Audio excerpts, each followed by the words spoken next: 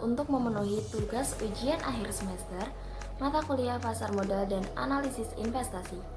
Kami dari kelompok 1 kelas manajemen bisnis syariah 6B akan menjelaskan tentang cara investasi saham. Sebelumnya, perkenalkan, nama saya Afni Afrida Salma, NIM 175211006. Halo, perkenalkan nama saya Anissa Trianjarwati dari kelas Manajemen Bisnis Syariah 6B dengan NIM 175211011. Perkenalkan, nama saya Rani Maulidi. Saya dari jurusan Manajemen Bisnis Syariah. NIM saya 175211002. Membahas tentang cara investasi saham, ada beberapa pertanyaan yang muncul dalam konteks ini. Antara lain adalah, apa itu saham? Tentunya sebelum membeli saham, sebelum investasi saham, kita harus mengetahui betul apa itu saham, apa itu investasi saham, dan mana saham yang akan kita pilih. Saham adalah surat bukti tanda kepemilikan seseorang terhadap suatu perusahaan. Lalu investasi saham penanaman modal yang di kemudian hari akan menghasilkan laba berupa dividen. Bagaimana cara membeli saham? Di era sekarang ini cukup mudah sekali untuk membeli saham. Membeli saham dapat dilakukan tanpa pergi ke kantor broker. Membeli saham dapat dilakukan secara online.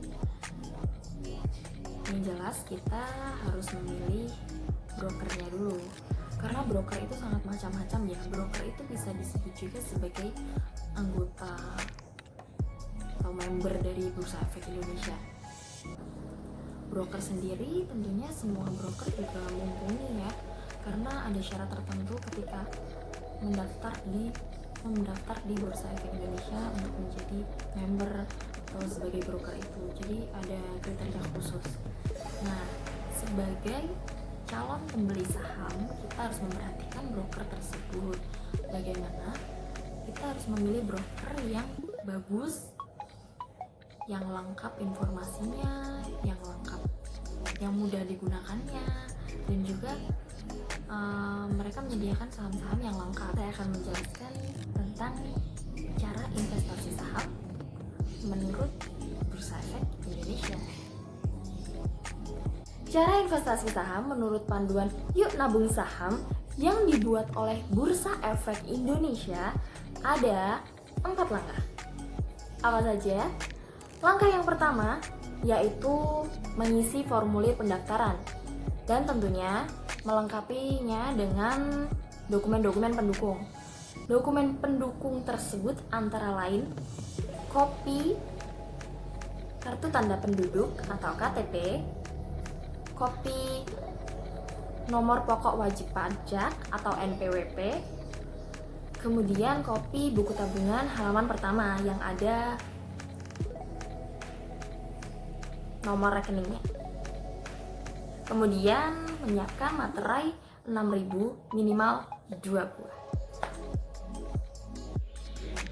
Nah, tadi kan sudah dijelaskan sama Mbak Afni cara investasi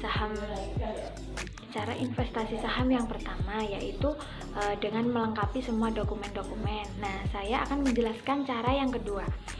Cara yang kedua adalah dengan mengisi formulir di salah satu perusahaan sekuritas. Nah, setelah semua dokumen sudah lengkap, maka si calon investor tersebut tidak dapat langsung terdaftar atau tidak dapat langsung bertransaksi dengan perusahaan Bursa Efek Indonesia. Akan tetapi harus melalui perantara atau broker atau perusahaan sekuritas dengan membawa dokumen asli untuk mendaftar sebagai nasabahnya. Nah, di Bursa Efek Indonesia sudah terdaftar sekitar 124 perusahaan sekuritas yang diawasi oleh Otoritas Jasa Keuangan atau OJK. Nah, selanjutnya calon investor tersebut akan diarahkan untuk mengisi formulir pembukaan rekening atau opening account dan formulir rekening dana investor atau RDI dari salah satu bank yang akan bekerja sama dengan si calon investor tersebut. Nah, setelah semua dokumen dan formulir tersebut sudah diisi lengkap, maka si perusahaan sekuritas harus melakukan penelaahan dengan calon investor atau proses Know Your Customer atau KYC. Nah, setelah disetujui menjadi nasabah, maka calon investor akan mendapatkan email yang berupa username dan password untuk masuk ke sistem aplikasi jual beli saham. Jika terdapat fasilitas online trading.